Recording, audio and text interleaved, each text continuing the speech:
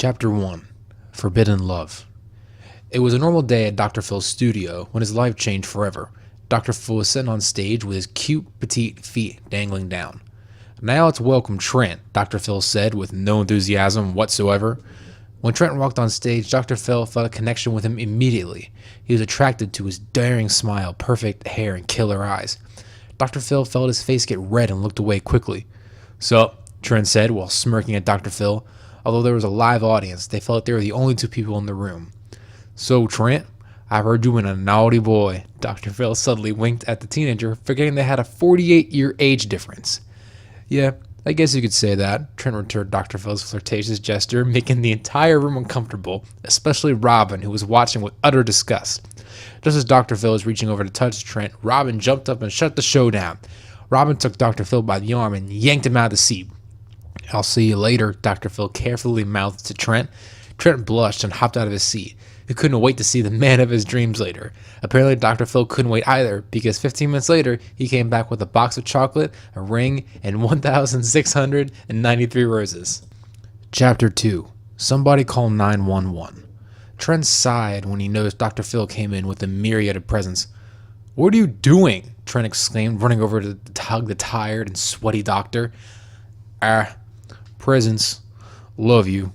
Dr. Phil fell into a heap on the floor, Trent immediately freaking out, shaking his lover in hopes of bringing him back to consciousness. After standing in shock for a few minutes, a very upset Trent called 911 and got an ambulance to pick Dr. Phil up. Trent stayed by Dr. Phil's side the whole night. Although unconscious, Trent knew Dr. Phil could sense he was in the presence of the one who loved him the most. At around midnight, Robin came to visit Dr. Phil when she saw Trent and became very annoyed. What are you doing? Because this is my husband, last time I checked, not yours." Robin shoved her wedding ring braggingly in the teenager's face.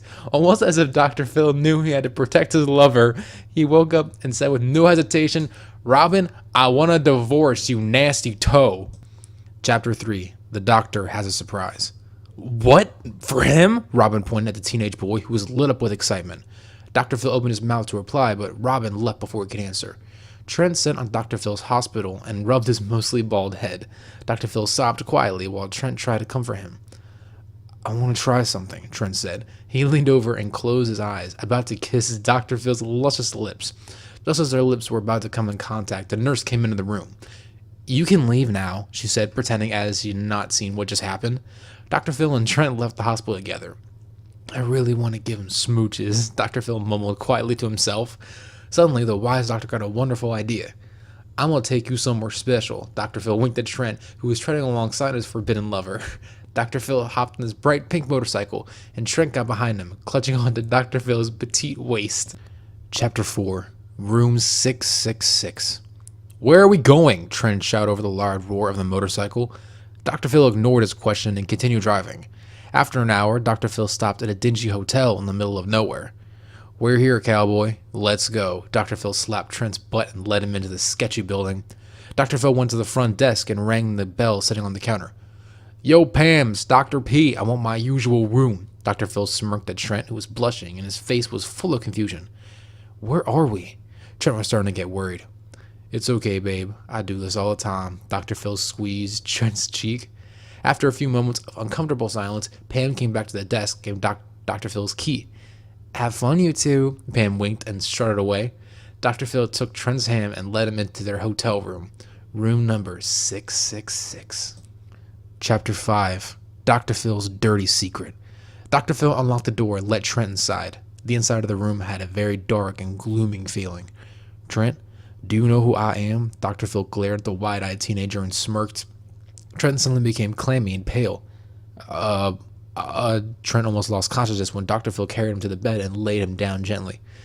"I'm Satan," Dr. Phil grinned, "and you are my sex slave." Chapter 6 Gay for Jesus.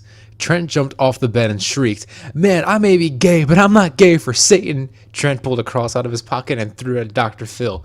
"May the power of Jesus be with you," Trent screamed, and Satan suddenly burst into a ball of flames. The end.